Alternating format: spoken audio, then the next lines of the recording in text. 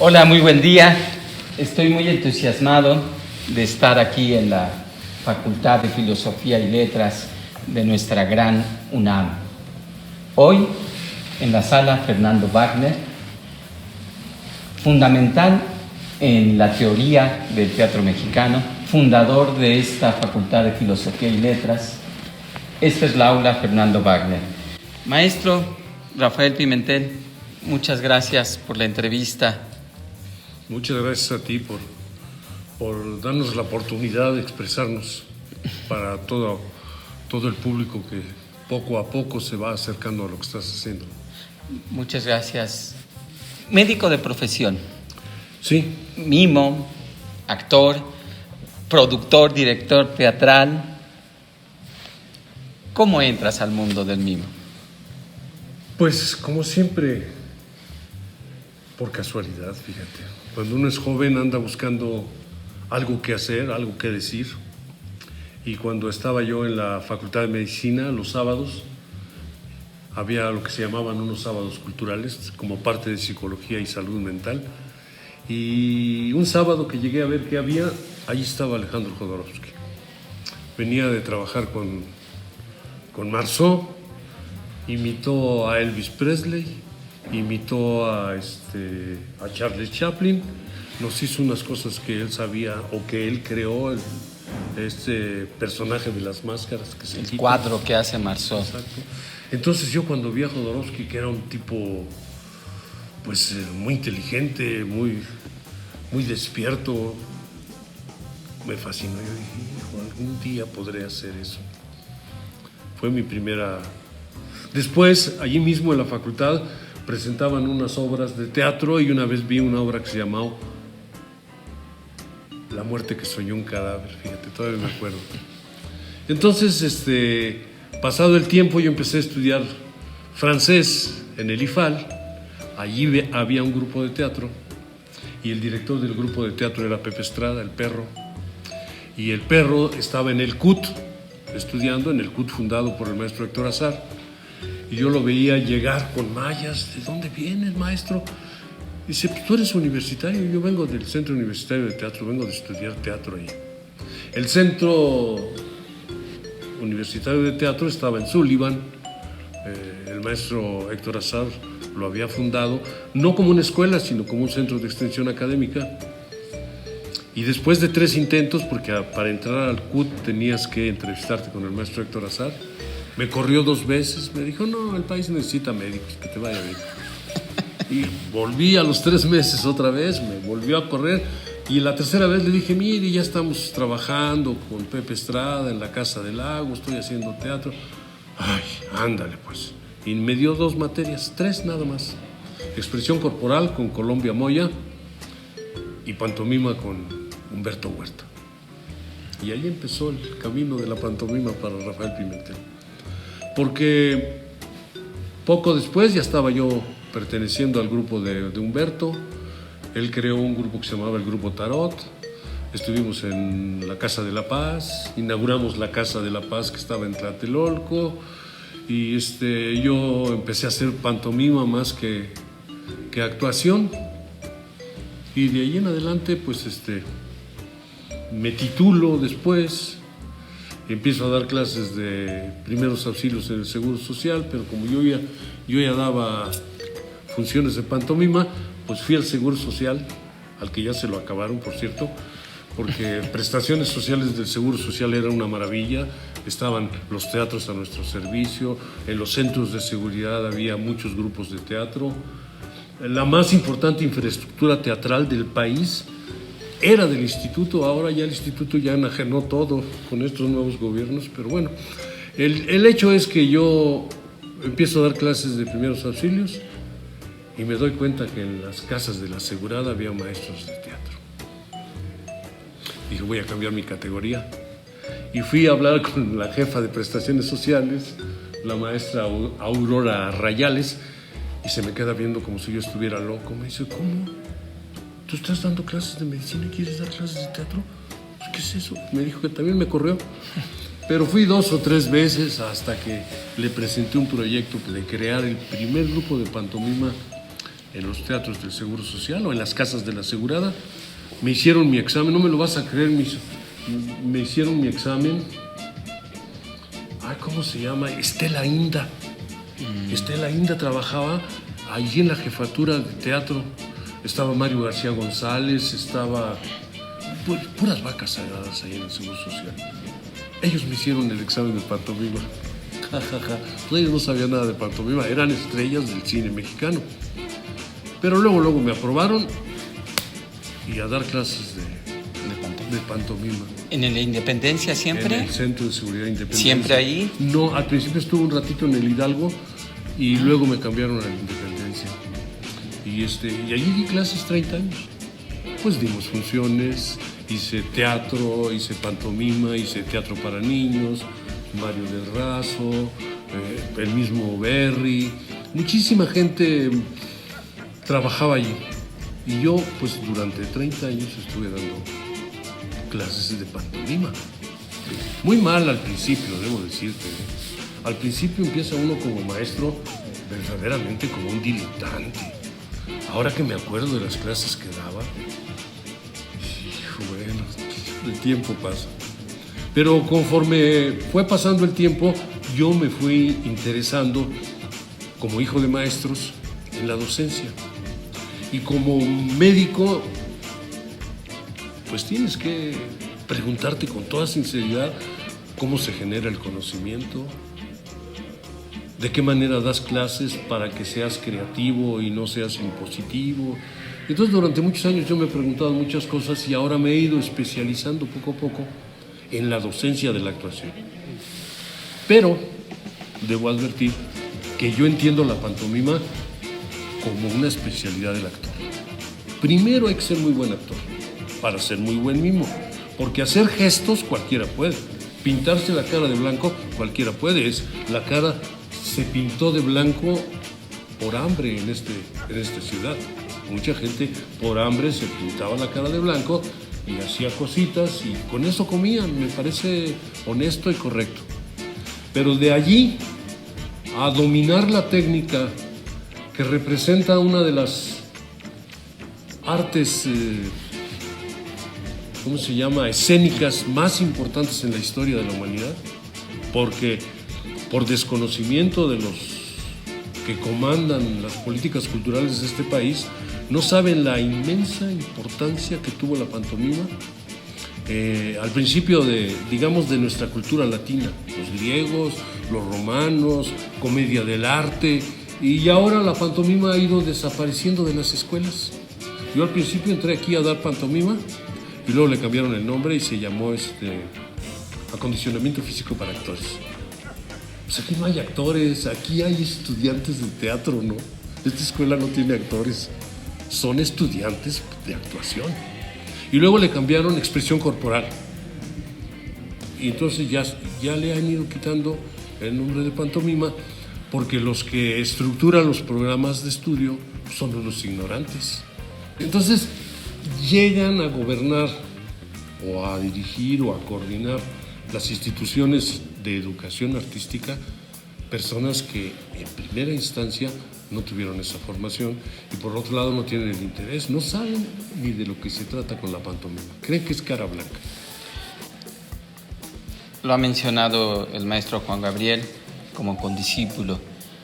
¿Qué aprendes de Humberto Huerta? ¿Qué es Humberto Huerta? Humberto era un muy importante actor y mimo nacido en Monterrey. Él se llamaba Humberto Tamés Huerta. Y llega a México a vivir en los habituarios. Ya ves que antes había un lugar donde Bellas Artes dejaba vivir a los que querían estudiar. En el Centro Cultural del Bosque. En el Centro Cultural del Bosque.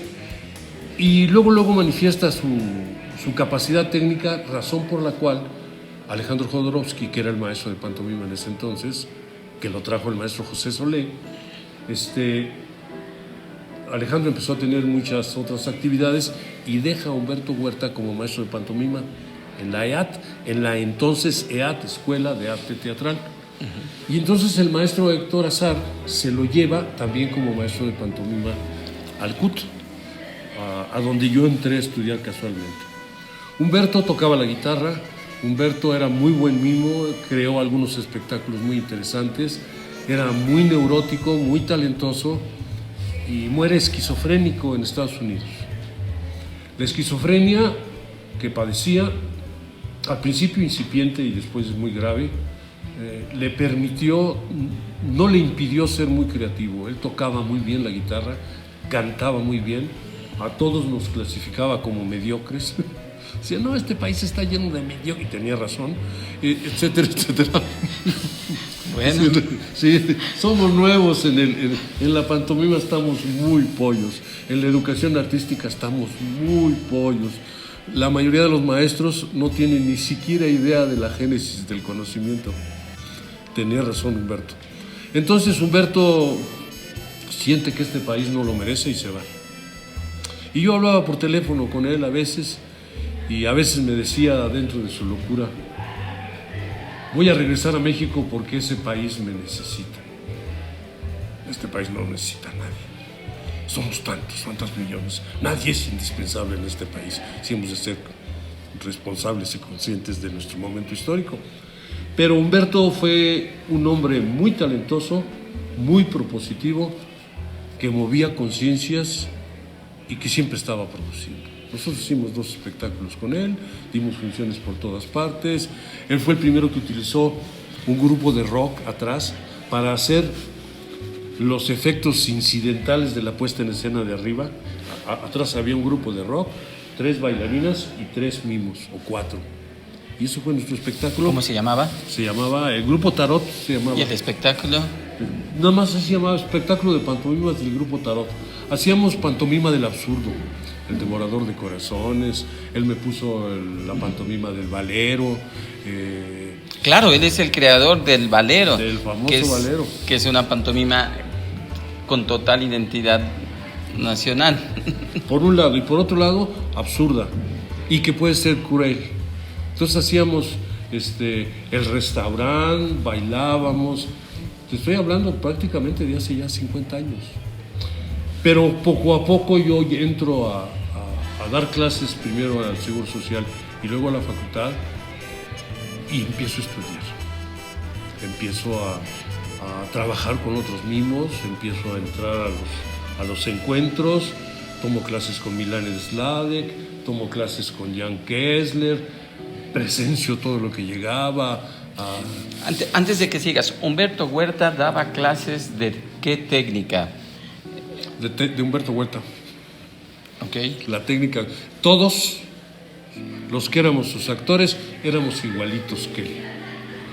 Una vez que yo vi un espectáculo que nos grabaron en el antiguo Canal 13, el Canal 13 estaba allí en Mina, la gente no sabe eso, y se llama Mina? En la calle de Mina. En el centro. En el centro de la ciudad. Y al principio se llamaba Canal 13 porque estaba en el piso 13 de la Torre Latinoamericana. Te estoy hablando, estás hablando con un hombre de 77 años, que no se te olvide. Entonces, hicimos unos espectáculos de pantomima allí, porque hicimos un programa que se llamaba Yo Comprador, donde criticábamos a la Coca-Cola, las compras en abonos, la comida basura. Hicimos 4 programas y nos los clausuraron luego. Empezaba a surgir una revista que se llamaba El Comprador Inteligente o algo así, o Orientación del Comprador. Pero entonces, cuando yo me vi en la televisión, me di cuenta que todos hacíamos los mismos gestos de Humberto. Hacíamos pantomima igualito que Humberto. Es decir, nos... ¿Se mimetizaban? Horriblemente. Hubo necesidad de esta experiencia para hacer una conciencia de sí y decir por qué gestos ajenos y por qué no los míos. Entonces, las escuelas, si están mal hechas, las escuelas de arte estigmatizan. El maestro tiene que decirte qué, pero no decirte cómo. Te tiene que decir la técnica para expresarte, pero no te tiene que contar qué expresar, ni de qué manera. Y ese es un defecto en la docencia de la actuación. Esto yo lo aprendí porque trabajaba en el departamento de enseñanza del ISSSTE, y cuando alguna vez invité a los pedagogos a verme dar clases, se rieron de mí. Me dijeron: no, maestro, eres muy mal maestro, estás haciendo Rafaelitos. Ellos no tienen que ser iguales a ti. Entonces aquí en las escuelas de actuación, muy pocos maestros tienen una técnica sólida. 120 años de los textos de Stanislavski siguen citando a Stanislavski como el maestro de maestros. No, Stanislavski planteó muchas cosas, pero está muy superado. Los adelantos en psicología, en neurobiología, en las artes que se llaman ahora las neurociencias, han abierto un camino inconmensurable para el aprendizaje, para el estudio de la mente. Por ejemplo, en esta carrera que aquí llevamos, nadie estudia etología. Y la gente dice: ¿qué es eso? Etología, señores, ¿verdad? Es la ciencia que estudia la conducta. ¿Y eso qué? ¿Qué es lo que hace un actor ahí en escena? Manejar voluntariamente su conducta. ¿No? Para mí, que esa actuación es el manejo consciente y responsable de la conducta personal, modificable al servicio de la creación de la conducta de un personaje, de una escena, de una secuencia o de una imagen. Entonces, habrá que estudiar psicología, habrá que estudiar neurociencias, habría que estudiar biónica, habrá que estudiar muchas cosas para estudiar actuación. Aparte de que los maestros de actuación tendrían que estudiar pedagogía, porque hay maestros que se dicen: yo soy pedagogo teatral. El pedagogo teatral no existe. ¿Por qué? Porque el teatro, ¿verdad?, no se da clases lo mismo de dirección que de dramaturgia, que de escenografía, que de actuación. Tú no puedes ser pedagogo teatral, te tienes que especializar en alguna de estas actividades escénicas que confluyen en el fenómeno que se llama arte de artes, el teatro. Es muy complejo. Por eso yo digo que nos estamos empezando a asomar a la docencia. Aquí mismo en la facultad, aquí mismo la academia es casi letra muerta. Cada uno de los maestros, en un lugar muy privilegiado, se cree el que sabe más. Yo digo una cosa y el maestro del semestre que viene dice lo contrario, y el maestro del semestre que tiene dice: no, eso no se hace así, se hace así. Porque no hay academia. Aunque esto dicen que esto es una academia, no hay tal. Deberíamos intercambiar experiencias, técnicas, para crear lo que se llama el anexo. Aquí tenemos a un filósofo que escribió un librote que se llamaba Filosofía de la Praxis. La praxis, el pensamiento, lo que tú haces con una intencionalidad, se modifica en el momento que lo confrontas con la realidad y creas otra teoría. Deberíamos estar teorizando acerca de la pantomima de una manera muy brillante, de una manera muy informada y de una manera muy experimentada. Por ejemplo. Bueno, mira, te puedo poner un ejemplo. Si cuando yo me vi en la televisión dije: estoy haciendo los mismos gestos de Humberto, ¿por qué no recurro a unos gestos míos? En vez de reírme como nos reíamos en aquel entonces, era así, ¿no? Todos los personajes de Humberto eran así.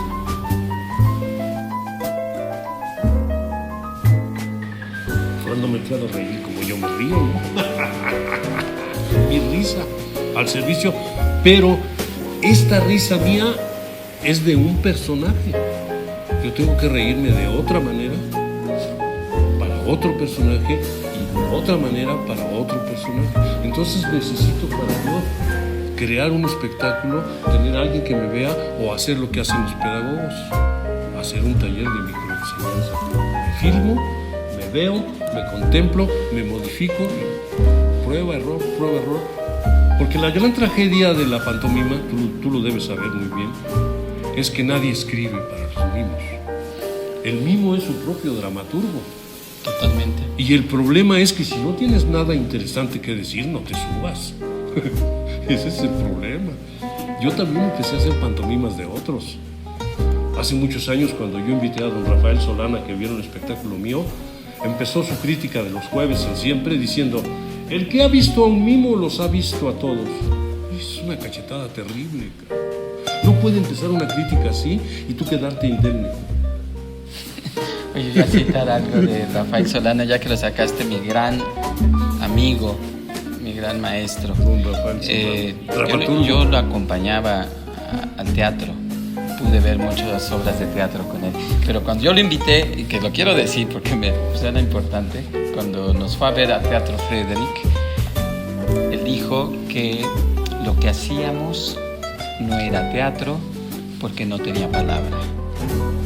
Imagínate, por ejemplo, ahorita que hiciste el sonido de tu risa, el mimo, yo sí creo que tiene palabra, yo sí creo que tiene sonidos, que puede usar la palabra, que puede usar la voz. Rafael Pimentel, ¿qué piensas? Pero mira, en este sentido habrá que entender que las divisiones en las artes, en las actividades artísticas, están para clasificar, pero nunca estarán para limitar.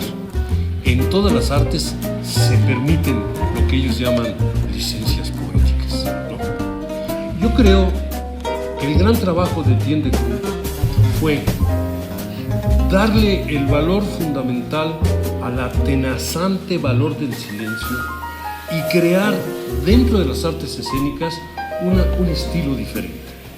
Y él sí dice: fuera palabras, no palabras. Porque no tiene chiste. Si yo quiero decir que te amo, pues nomás te digo: oye, fíjate, no sabes cómo te quiero. Pero el discurso, para el mismo Etienne de Cruz, la cara era la más estorbosa. Él se tapaba la cara para que la neutralizaba, para que el cuerpo hablara. No estamos entrenados, aunque lo hacemos sistemáticamente, a contar con todo el cuerpo. Entonces yo creo que si tú eres mimo, no le juguemos al ingenioso. Si tú te metes de mimo, no hablas. Es el reto asumido voluntariamente de contar en lo dramático con la carencia asumida y valiente de prescindir de la palabra. Eso no quiere decir que puedas prescindir de objetos, de ruidos, de lo que llamaba Sánchez Alvarado la escenofonía. ¿Sí? Tú lo puedes usar, pero si en el momento de que tú estás viendo a Yocasta dices: ya se fregó toda la cosa, porque lo que la gente tiene que ver es que tu conducta demuestre que a quien estás viendo es tu mamá, y no decir, porque es lenguaje de mudos. El lenguaje de la pantomima no es un lenguaje de una carencia, sino de un estilo diferente asumido de expresar. Ahora, es muy importante entender que ¿qué es lo que hace cualquier artista? Expresarse. La labor de cualquier artista es crear cosas intangibles acá adentro y luego hacerlas en un libro. Es decir, quienes hicieron este libro hicieron un acto tangible para comunicárnoslo.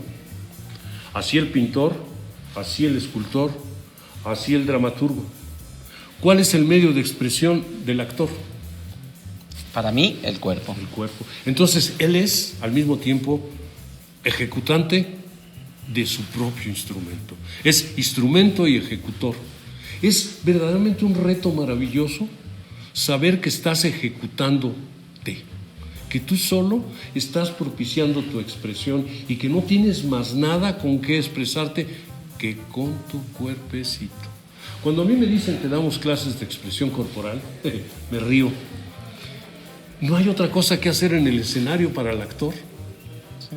Ni modo que hable con qué. Hablar también es expresión corporal. Pero claro, estas divisiones están hechas con fines didácticos. Entonces, para mí, si tú eres mimo, del estilo que sea, no tienes que hablar. Ahora, si te das la licencia poética, espero que el contexto de esa palabra no lastime al género. Puedes usarla si quieres, pero si el uso es inteligente como licencia poética, haz lo que quieras. Pero si sale como un subrayado horrible, como algo súper evidente, dices, mejor calla. Los chinos lo dicen. Si no vas a producir algo mejor que el silencio, no lo rompas. Y por otro lado también dicen, el que no es dueño de su conducta, no es dueño de nada. Y en el escenario eso es más claro que el agua limpia, claro. Entonces, yo quisiera, como para aderezar un poco esta plática, Sí. esta entrevista que tú me haces favor de hacer, demostrarte un poquito de lo que yo vi en una conferencia, porque cuando uno no es pirurris, es decir, cuando uno no puede salir de este país porque no tiene papás que lo manden a Europa. Yo tengo muchos amigos que se fueron a estudiar con Decru, y regresaron peor, que eso que quede claro, ¿sí? Es decir, lo que Natura no da, Salamanca no otorga. Tú puedes ir a estudiar por todo el mundo y regresar peor. Pero bueno, cuando llegaban los maestros, pues yo vi a Lecoq, a Lecoq vino a dar conferencias aquí al Galeón, vino Milán Sladek. Es decir, como pobre, como clase mediero pobre, te colocas y absorbes todo. Pero bueno, maestro, yo mi primer viaje a Europa lo hice pidiendo el dinero prestado para poder estar con Eugenio Barba, que te platicaba antes de comenzar esto, con el Teatro Potlatch. O sea, yo creo que no siempre es así. Y en el caso de los Leal, que quisiera defenderlos, a Ricardo, a Fernando, ellos se fueron becados por una empresa de Monterrey. El Grupo Alfa los becó. Bueno, sí, pero... Por ejemplo. Pero estás hablando de los Leal. No, los Leal. Pero los Leal no eran nada cuando se fueron. Pero... Es decir, eran unos chicos con entusiasmo, con ganas. Yo creo que sí yo ahí te quiero debatir. Yo creo que sí podemos llegar a Europa de muchas formas, y yo invitaría a los que nos están viendo, sí tenemos que viajar, tenemos que salir, tenemos que buscar cómo hacerlo. Creo, no sé. Sí, estoy totalmente de acuerdo contigo. Estoy totalmente de acuerdo. No podemos generalizar. Pero qué bueno que hablas de los Leal. Los Leal cuando se fueron ya eran músicos. Y esto es muy importante que lo entienda el público. La música es un adiestramiento o es una técnica que pide rigor, que pide constancia y que pide dominio de sí mismo para dominar el instrumento. Entonces, cuando ellos se fueron ya eran músicos, y los mejores actores de este país que yo conozco habían sido músicos antes. Es decir, o músicos o bailarines. Lástima que el bailarín se estigmatiza demasiado, pero el músico y los Leal eran unos genios cuando llegaron a México, y sobre todo porque sus espectáculos rescataban lo propiamente mexicano.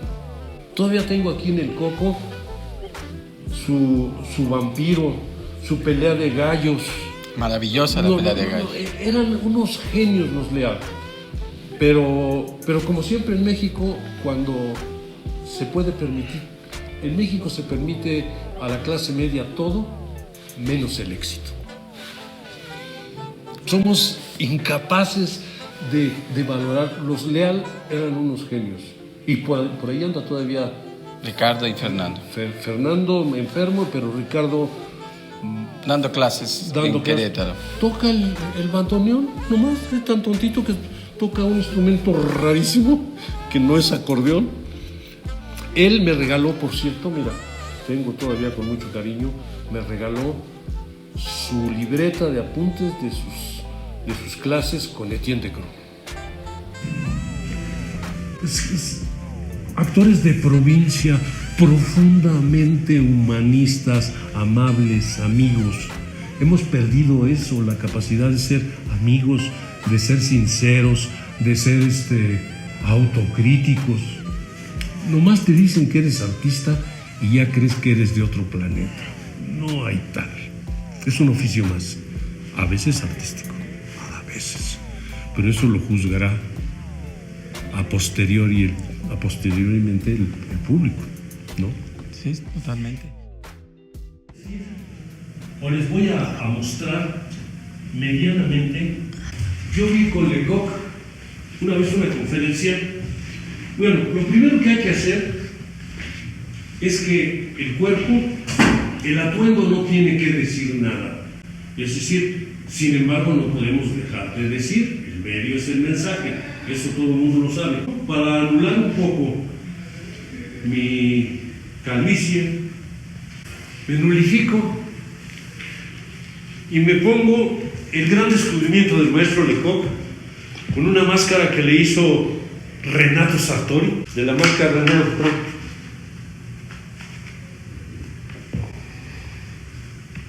Y así, la máscara neutra propicia que quien hable es mi cuerpo.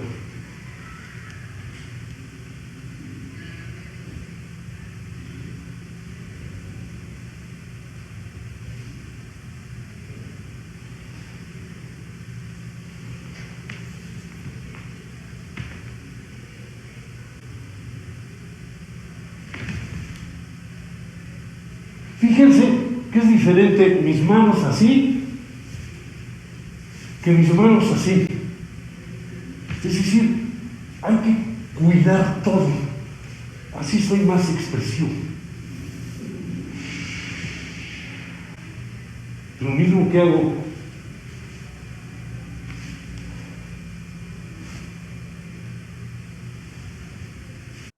ahora, para complementar lo que les estoy diciendo, puedo utilizar la más pequeña de las máscaras. ¿Usted sabe cuál es la más pequeña de las máscaras? La nariz. Exactamente.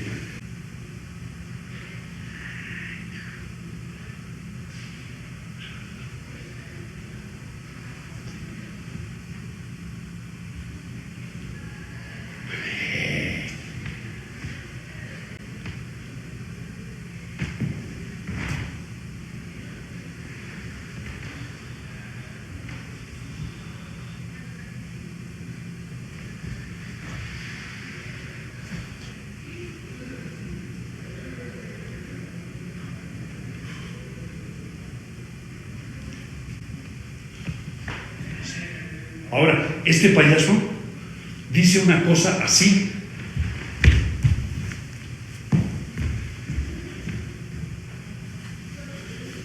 Pero dice otra cosa así. Y dice otra cosa así. Y digo otra cosa así. El medio es el mensaje. Y quien se sube en el escenario tiene que estar consciente del atuendo, de los agregados. Ahora, lo ideal en la pantomima es que yo no use recursos ajenos. Que si yo quiero hacer algo, lo tengo que hacer con esto, sin auxiliares. Porque si me pongo una estrella aquí y un par de pistolas aquí, ya soy un sheriff. Y entonces, ¿qué le dejé al cuerpo? El atuendo lo dijo todo. Ese es el gran reto de la pantomima subjetiva, la pantomima objetiva de la que habla de Cruz. Ahora, la pantomima ilusionista, pues es la que crea objetos inexistentes, como mi famoso Valero, ¿no?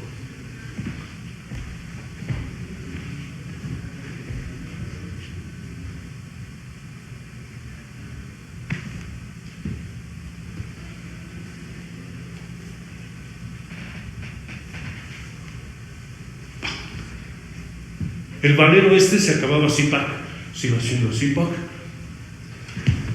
pac, pac,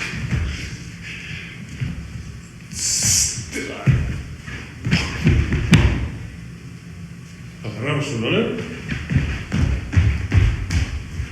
Esa es la creación de Humberto Huerta. Sí. Ahora, para terminar,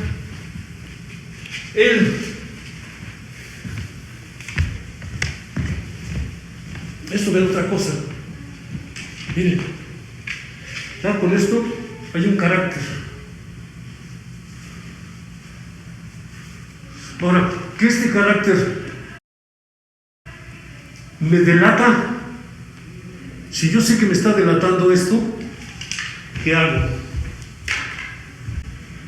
Me vuelvo a poner mi máscara negra.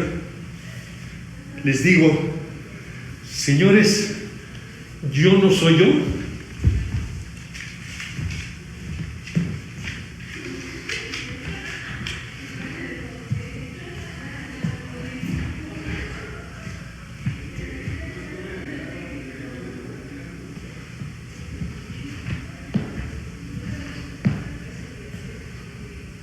Otro secreto, en la pantomima ilusionista no debe haber cosas que le digan al público no es cierto. Si yo voy a caminar para allá, y hay una basurita, exacto, que nos pone un punto fijo. Exacto, y ahí está una cosa.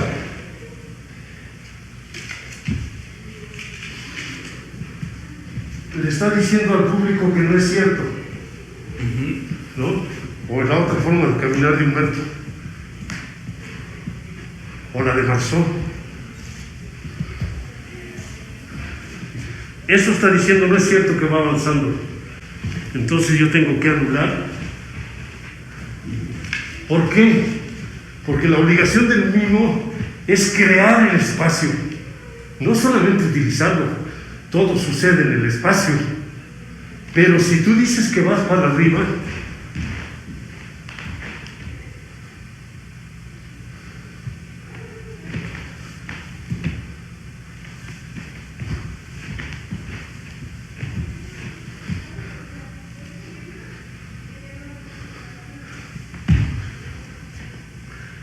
como no hay nada que le diga al público que no es cierto, la pantomima ilusionista se hace a espacio vacío. Eso no quiere decir que no pueda yo usar objetos o que no pueda darme licencias poéticas. Otra cosita, por ejemplo, muy sencillita. Soy otro. Los mismos rusos son muy sintéticos en su atuendo.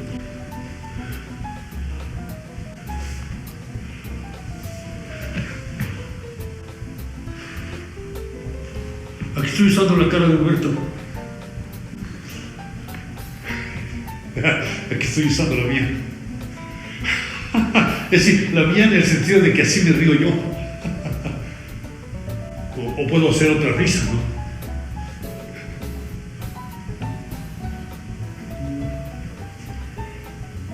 Yo tengo que manejar consciente y responsablemente mi conducta al servicio del personaje que tengo que crear. ¿Sí? Esto dice una cosa así y así dice otra cosa. Es decir, yo tengo que cuidar con mucho esmero. El diablo, dicen, está en los detalles. Lo mismo en el teatro. Samuel Ramos dice, la obra de arte se juzga como un todo. Y si algo falla, lástima, Margarito.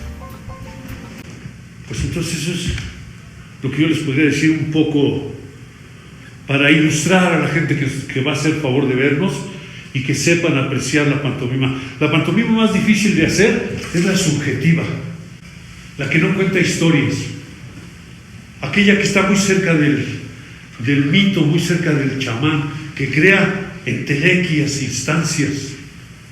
Si yo, como leía por ahí que Etienne de Cruz personificaba al fuego, no nos contaba una historia acerca del fuego, sino personificaba al fuego, al aire, al caballo. Es decir, en escena él era un caballo. No nos contaba una historia de charros o de caballos, sino que creaba instancias imaginarias e intangibles. Este es un atuendo como puede ser para un clown, pero que también puede ser para un mimo, ¿no? Caminar, correr, oírse. Yo me puedo oír simple y sencillamente así, miren.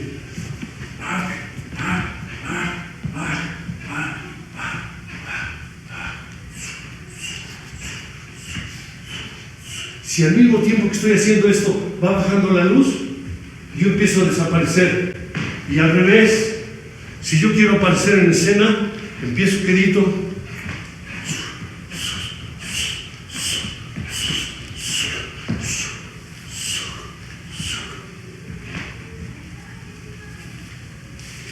Y ya llegué. ¿Sí? Todo esto es apenas el esbozo. No hemos estudiado ni la comunicación no verbal, Dios mío. Si hay algo fundamental en el teatro es que el actor sepa manejar todo ese cortejo de gestos que acompañan a un buen personaje. La comunicación no verbal son los tics, los movimientos de querer o no querer, las arregladitas del pelo. Si yo como actor le quito eso a mi personaje, el personaje se vuelve tieso. Entonces también hay que estudiar comunicación no verbal, etología.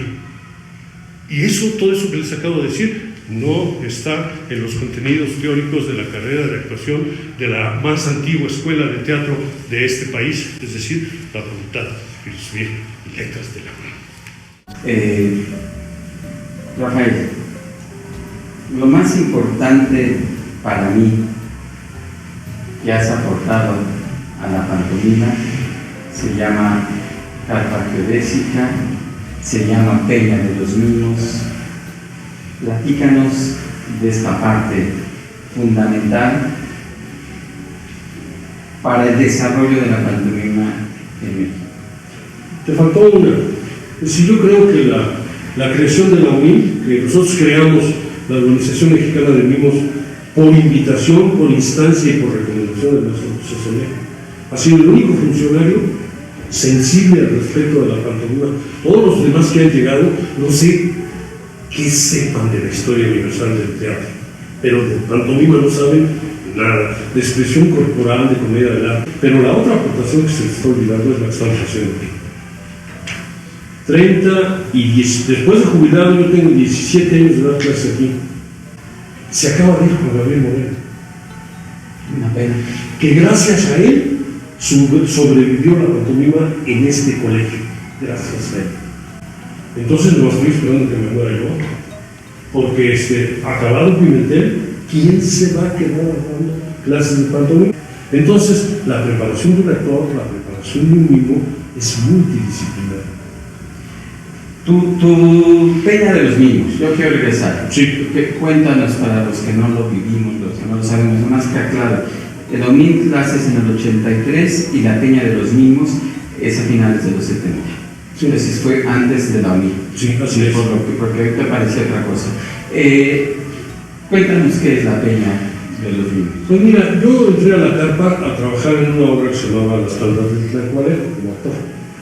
Pero como la carpa empezaba, tenía espacios libres, días en que no había funciones, y yo le pedí a Nacho Merino que me diera sábados y domingos para hacer teatro para niños. Todo el teatro para niños que yo había hecho en el Seguro Social casi durante 15 años.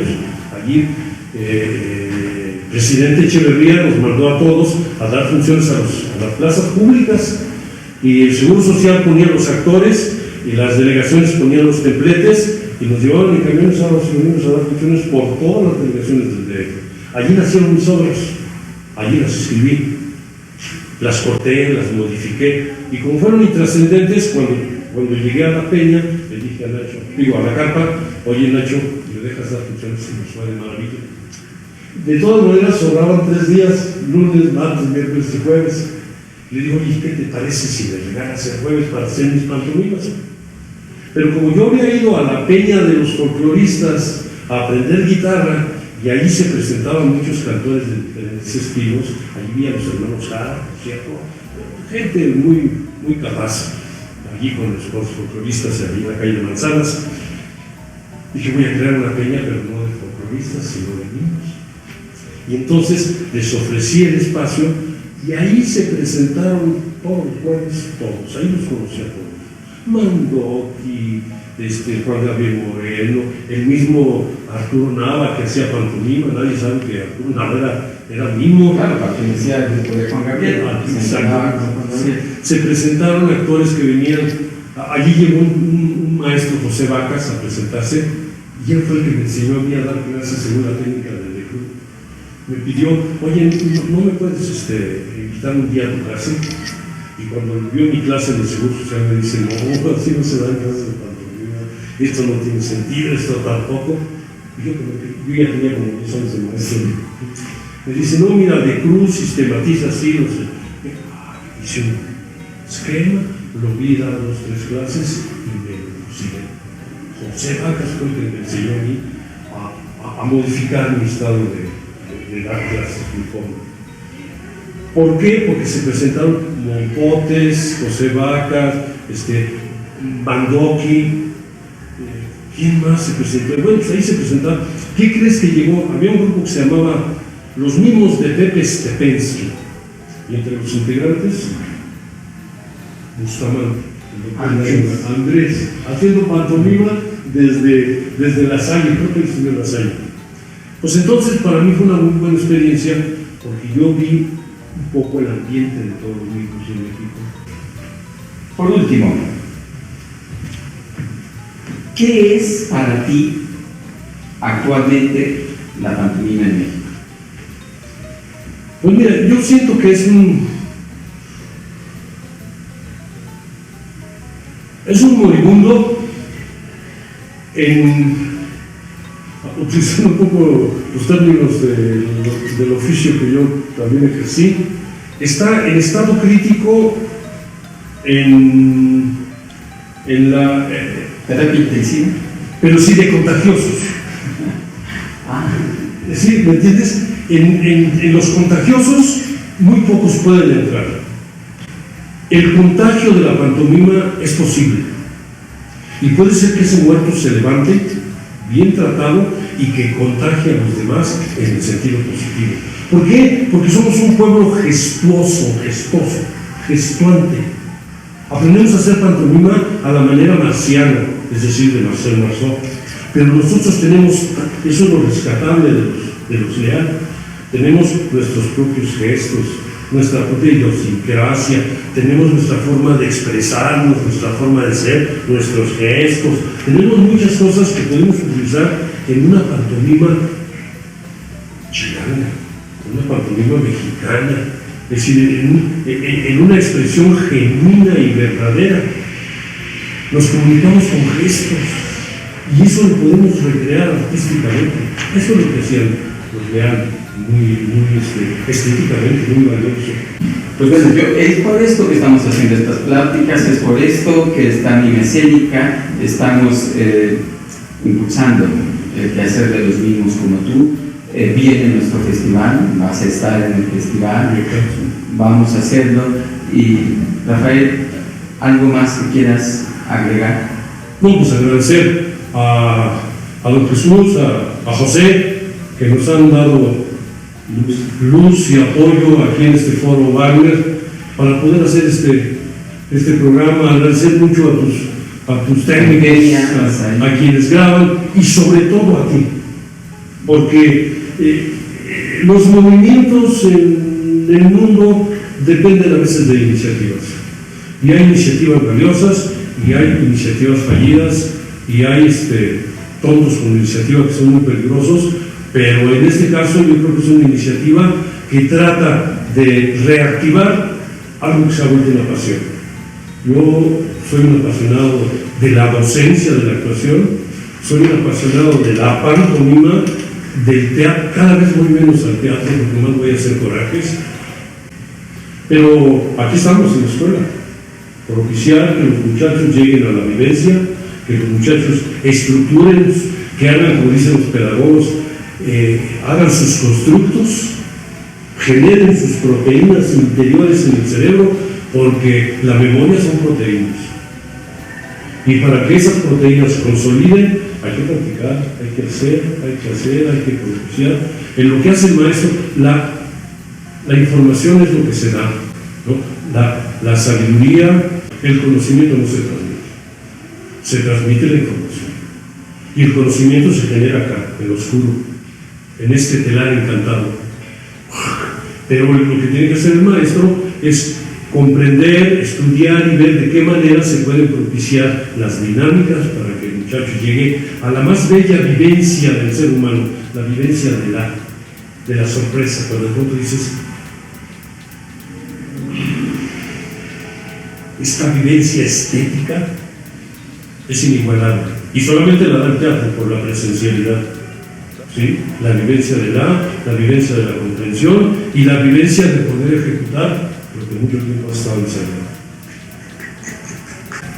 Decía Sabater en un libro, pensamos en jet y avanzamos en carreta.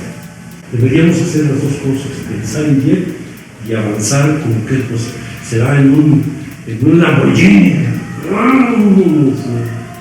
También como detalle, ya que tocabas de que Nimo es el creador de sus historias, si alguien conoce, háganlo saber en nuestro email, humberto@mimescenica.mx. Si alguien conoce, sería interesante. Y bueno, lo que sí conocemos todos son las pantomimas de Samuel Beckett, que son las únicas que yo conozco, no conozco más. Alfonso Vilches, te voy a regalar uno, me mandó regalar 3 libros de pantomimas. Ahí están las pantomimas escritas de un francés. Él tradujo ese libro. Ahora, habrá que entender, para los que leen, que la pantomima nace como un escrito. La primera forma que se llamó estéticamente una pantomima era una especie de cuentito costumbrista que se editaba. A alguien se le ocurrió esos cuentitos contarlos en escena y se siguieron llamando pantomimas. Pero la pantomima nace como un folletín de cuentos costumbristas allá en la Grecia, como en el primero o segundo siglo antes de Cristo, es decir, por allá del 200, algo así yo le vi. Pero lo importante es que la pantomima ha ido cambiando pantomima le llaman también a la mentira. La gente dice, ay, no me hagas pantomimas, ¿no? Terrible, ¿no? Sí. O cuando te dicen farsante, oye, que honor, yo quisiera ser como Molière, ese era un farsante, ¿no? Entonces, también el lenguaje ha ido. Por eso de Club dijo, fuera palabras. Y este es el sitio de las grandes proposiciones, no de las grandes evidencias.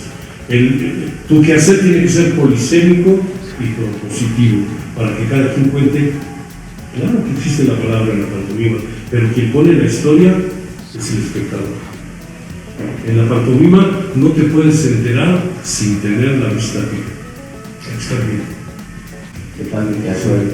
¿Algo más que quieras agregar? Pues sí, invitar a los jóvenes mexicanos que hagan pantomima. La pantomima es una especialidad del actor, pero pueden ustedes aprender a manejar de una manera virtuosa su cuerpo. El cuerpo es un instrumento maravilloso, subutilizado. Ahora con el quietismo de los aparatitos estos, se están volviendo decrépitos, se están volviendo obesos, se están volviendo... Es órgano que no se usa, se atrofia. Entonces, hay que aprender a moverse, hay que externarse. Ahora, hay que generar ideas para poderlas expresar. Pero las pueden expresar como actores, como pintores, como escultores, como narradores, como cineastas, pero también los pueden expresar como niños.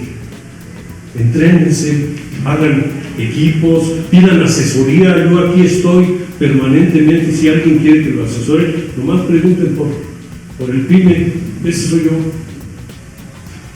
Pues muchas gracias, maestro, te agradezco y pues nos vemos la próxima semana. Aquí nos quedamos dando clase. Gracias por su atención. Gracias.